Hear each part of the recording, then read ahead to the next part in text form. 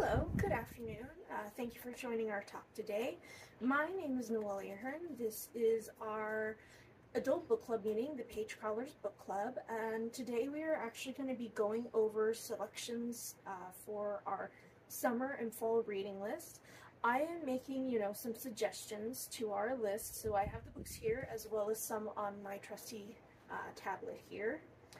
And basically, these books are different variety. We have murder, mystery, thriller, steampunk, sci-fi, romance, just a little something for everyone. And we are probably not going to have all of these on our list. However, if you are a member of the Page Crawlers Book Club, you might be interested in voting on some of these titles, or you can ask me questions after. If you are not a member of our club, please listen, and maybe you would like to join us. But anyway, let's get started. For our first book, we are actually going to be discussing Phoenix Rising, a Ministry of Peculiar Occurrences novel. It is a novel written by Pip Valentine and T. Morris, and it is the first in a series of, I believe, 6 or 7 novels detailing the various heroics and adventures of archivist Wellington Books and field agent and New Zealand transplant, Miss Eliza Braun. I've actually read the series before, and on audiobook, so you can definitely get those, or you can get the e-book via Kindle, or if you have the Libby or Overdrive app, you can probably find it on there through your local library. And the series begins with Wellington Books being kidnapped and rescued by Miss Eliza Braun. He is very grateful to be rescued. However, the lady in question doesn't appear very ladylike to him. She's wearing trousers, a tight leather corset, and she apparently has dynamite strapped to her thighs. Thing is, being an agent, even an archivist, of the Ministry of Peculiar Occurrences, which is a clandestine organization overseen by Her Majesty Queen Victoria, it is not the oddest thing he has seen, nor will it be the last. For there are dark days ahead within England itself, particularly in London, as people have been vanishing and their bodies are washing up along the Thames, boneless and bloodless. And yet, strangely enough, they're told at the ministry that they are not to interfere and they are not to investigate. For Wellington Books, that's fine. He's a rule follower. He will follow the rules and do as he's told. For Miss Eliza, on the other hand, that does not sit well with her, and so she is eager to take action, and she takes books on an adventure to discover what is happening, because England is her new home. It is her country. She loves the people, even if they are maybe less than welcoming towards her. So, they seek to discover what is happening in London and if they can save England and, consequently, the world over. It is a very fun story, plenty of humor, a tinge of romance, and there is also some intrigue, mystery, and just a little bit of everything, so definitely consider reading Phoenix Rising, a Ministry of Peculiar Occurrences novel by Pip Valentine and T. Morris. Second book that we are actually going to be discussing today is Valentine's Day in Venice by Stephanie Taylor. Lucy Landish has decided she needs a fresh start after a heartbreaking divorce and spending 10 years as a medical examiner in New York City, and also dealing with her mother's increasing demanding mental health issues. She has decided to start over and go south, and further south, until she finds herself on Amelia Island. Once she's there, she decides to begin her own small business and creates a travel agency. But there is a twist. The goal in mind for this holiday adventure club is to travel the world for a year, but in each city, major city, to celebrate a major holiday. The first one, Valentine's Day in Venice, but not just Valentine's Day. No. They're going to be going to Venice to celebrate not only Valentine's Day, but also Carnival. What could be more exciting than that? So, once they arrive in Venice, Lucy sees that she has quite a few people there, and while romance is a big thing, especially because it's Italy, Venice, Carnival, she finds that the people that have traveled with her are there for various reasons, including a young widow who is eager to grant her late husband's last wish, and a husband and wife who are very conservative, and Randy and somewhat cantankerous septuagenarians who love to sling insults at one another, but still love each other nonetheless. And yet, despite all the excitement of Venice and Carnival, and even Valentine's Day, Lucy finds herself feeling homesick for Amelia Island. Not only that, but the two men that are vying for her attention. You have Dev, the music-loving, dark and handsome cafe owner, and Lucy's next-door neighbor and fellow business owner, Nick, the ruggedly handsome postal shop owner and mystery writer. She begins to wonder, is 38 too old to start over and reinvent herself? And can she find romance and a happy ending? To find out, consider reading Valentine's Day in Venice, A Holiday Adventure Club by Stephanie Taylor. What would you give for a second chance at true love? Would you let it go, believing the past is the past, and just keep moving forward? Or would you turn around and meet it head on? That is the decision that Eunice Reisner, aka romance novelist Beth Parker, has to make when she gets the invitation to her 20th year high school reunion in the class of 95 by Lori Okanowski, aka Leah Faega. For Eunice, high school was hell. There were not a lot of good things that happened to her, especially in junior high and high school. There were some bright spots, true, but she doesn't want to relive the past. She just wants to keep moving forward. However, at the urging of her best friend and writer's agent, Connie, she decides to go to her high school reunion and confront the demons of her past. And sure enough, she gets to see her old friend David and see how he's doing in life. He got married to his boyfriend Christoph. And she also got to see the first love that never quite bloomed, the sexy and handsome Jake Castellano, who is newly divorced and also a single parent. But she also has to come face to face with the mean girls, the bad boy who nearly ruined her, and the tormentor of tormentors, Jerry Thompson. However, seeing Jake and talking with him again, she begins to think maybe she has a chance at happiness. Maybe things can work out this time when they didn't when she was younger. However, as Shakespeare has said, the course of true love never did run smooth. The demons of her past and the torment she faced in high school is now starting to come to the surface, as Jerry does not want to give up Jake, the father of her child and ex-husband. She cannot let Eunice have her happy ending. However, despite Jerry dogging her and Jake's every step, Eunice is not alone anymore. She has a support system. She has friends and a man who loves her, and the potential to have something new. A story filled with romance, drama, friendship, and also some psychological themes. The Class of 95 is a thrilling ride, and definitely something you would like to enjoy. Definitely check it out. It is available on ebook, I believe through Amazon, so you should be able to find it there. I am actually friends with the author. I don't know if she has any print copies available anymore, but if you are interested in reading it, please let me know and I can point you in her direction.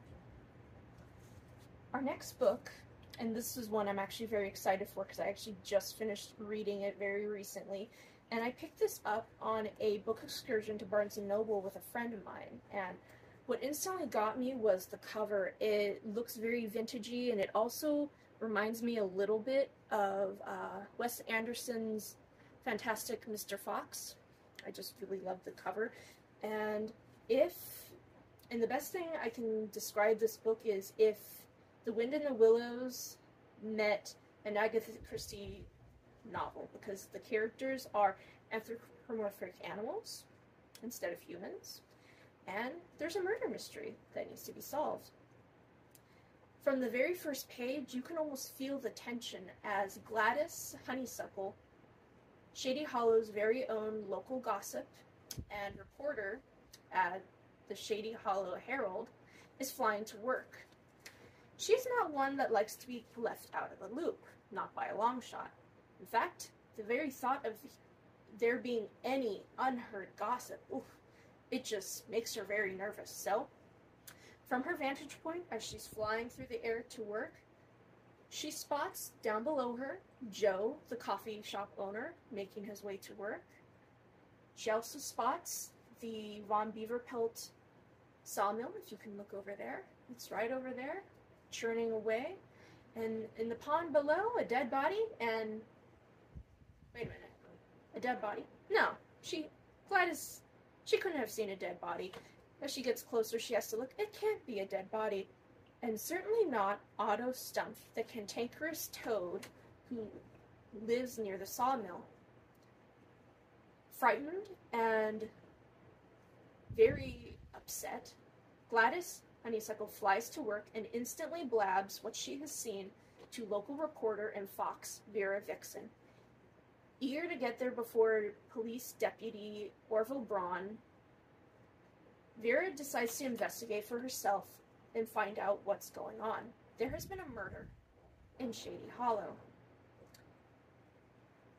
And the thing is, it's a peaceful town. You wouldn't think anything would happen there, and yet it has.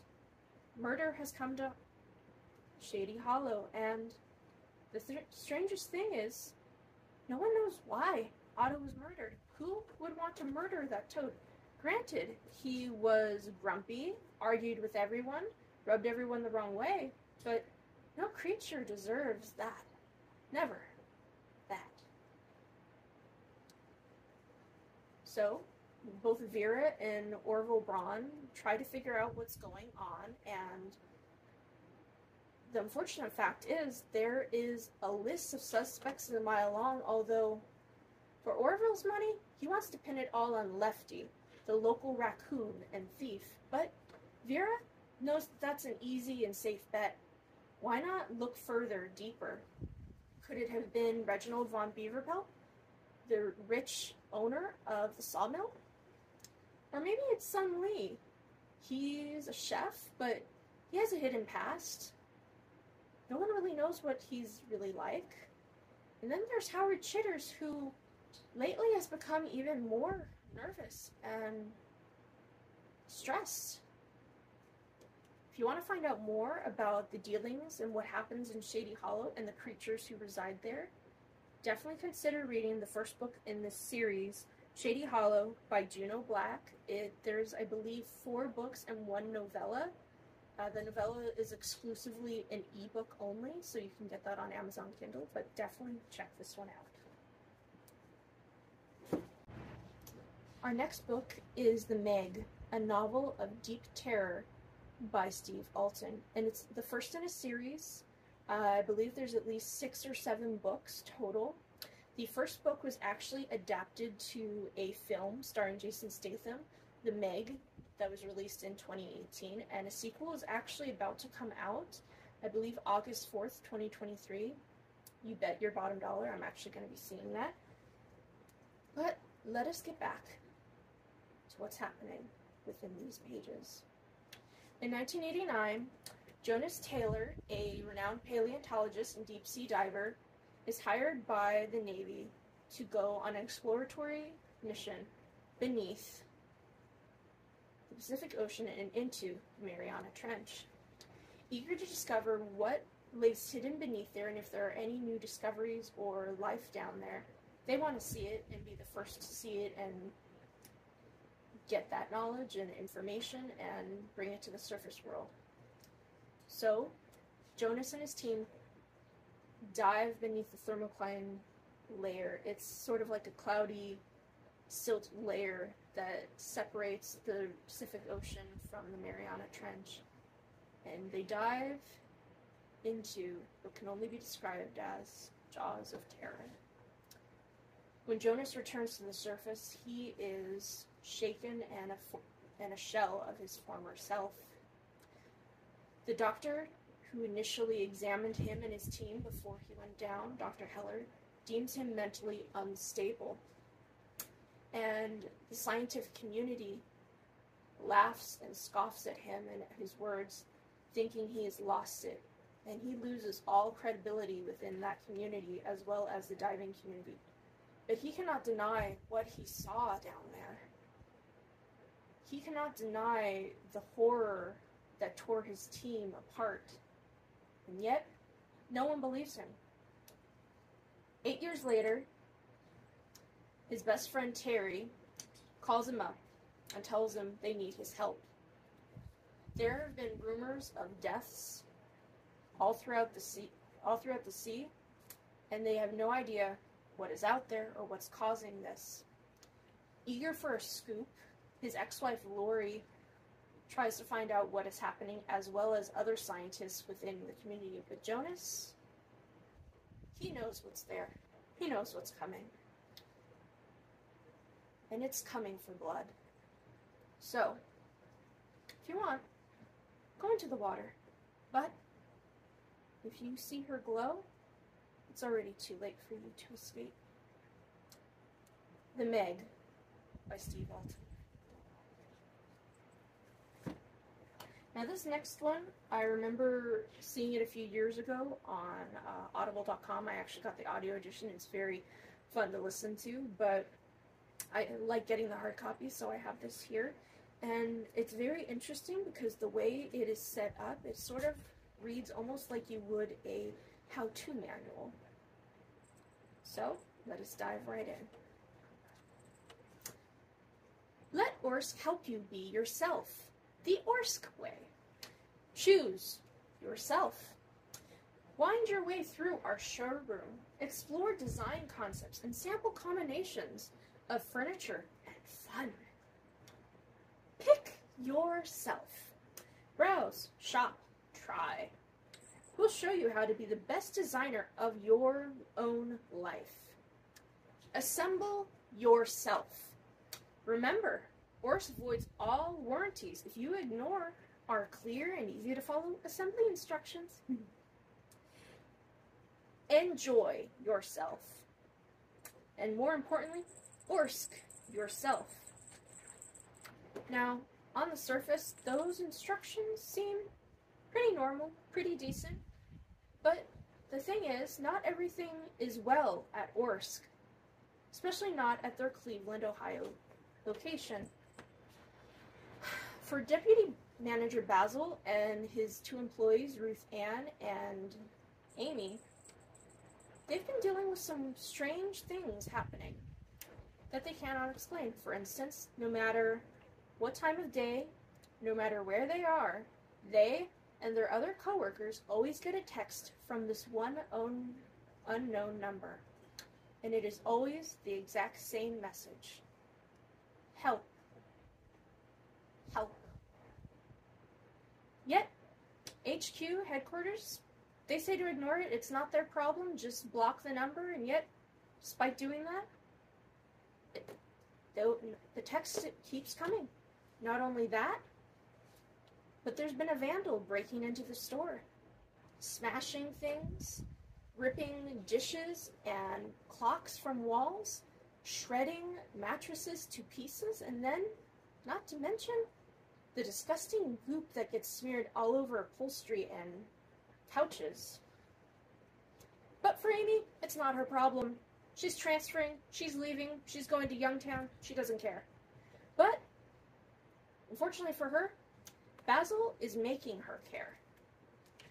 He offers her and Ruth Ann a chance to make some extra money by staying overnight in the store, working the graveyard shift, and hopefully catching their vandal. So, for Amy, it's simple. Catch the vandal, make some more money, get her transfer. Simple, right?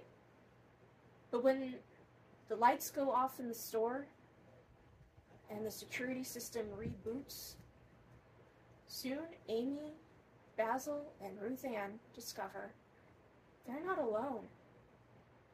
Their nightmares have come for them, and they are searching for them, and they will take them by whatever means necessary. Horror Store by Grady Hendrix.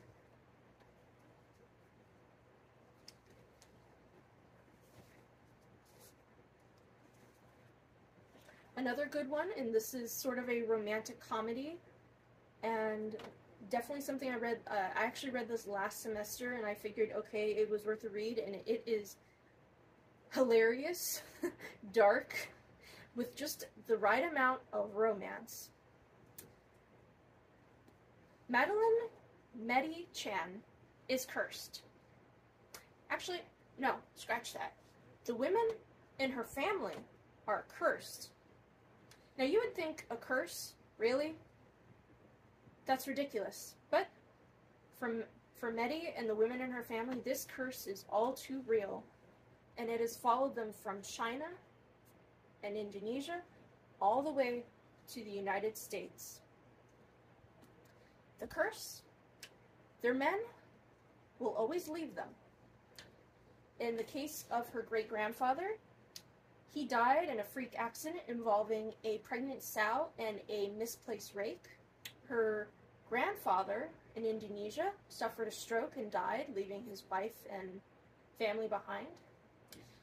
But when her mother and her aunties arrive in the United States, marry and settle down in San Gabriel, California, the curse shifts, and instead of dying an unimaginable and painful death, the men simply just leave, never to be heard from again. Either to not deal with the curse and not lose someone she loves, Madeline Chan instead focuses all of her energy on her job within the family business, which, weddings. However, that's not good enough for her mother. Her mother wants to see her daughter settled, married, and have children of her own. So, with some backhanded work and technological know-how, her mother sets her up on a date with Jake. Now, instead of sparks flying, Madeline manages to actually cause her date to push up daisies. She accidentally kills him. And instead of calling the police, her mother instead enlists the help of her aunties to dispose of the body. Now, the problem is, they have a wedding to get to tomorrow. So, what do you know? They take the body with them to the hotel on an island where a storm is coming. So, Madeline and her aunties have to figure out how to dispose of the body, keep the staff away from the cooler where the body is stored, and do their job. And not only that, Madeline has another thing to deal with now. Her ex-boyfriend is actually the owner of the hotel. So, if you want to learn more and find out what happens to Madeline and her aunties if they are able to dispose of the body, and if Madeline and her boyfriend make up, or if she finally explains why she broke up with him in the first place, consider reading Dial A for Aunties. It had me laughing, crying, and going, aww. Definitely a good read, something to enjoy. Now, my final book that I'm going to be sharing with you, and this is actually, I ended up getting the audio book first of this, and then I ended up buying all three. I don't know if the author's going to have a fourth one coming out yet, so I guess you could say the series is ongoing. But definitely consider reading Death in a Budapest Butterfly by Julia Buckley, a Hungarian tea house murder mystery. It was a dark and stormy night. Actually, scratch that. It was a warm and sunny day in the Chicago suburbs. It's at the very end of summer, bordering on the start of fall. Halloween was just around the corner, and for Hannah Keller and her family, it's just another day to do a job and work at their tea house. As they set out to open Maggie's tea house and do the final touches for their European high tea, Hannah cannot help but feel that there is something wrong.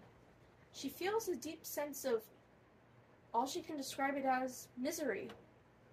Yet, she does her best to ignore it, because they have a job to do, and they have a tea to host.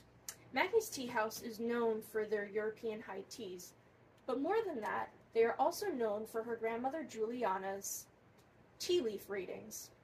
Her tea leaf readings are superb and accurate, but lately they have been rather ominous and increasingly more linked with Hungarian folklore and legends.